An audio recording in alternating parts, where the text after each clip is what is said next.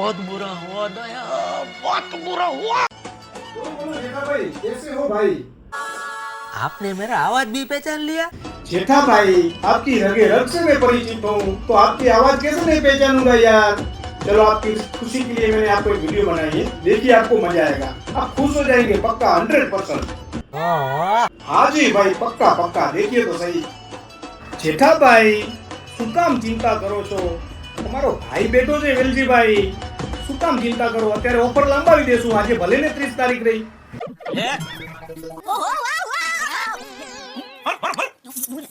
આ ઓફર આપણે ઘણી લંબાવશું જેઠાભાઈ, બધા બાળકોને તમે કહી દેજો કે આ ઓફર બહુ લંબાવી છે, ડિસ્કાઉન્ટ ગજબ મળશે, સાથે ગિફ્ટ મળવાના છે।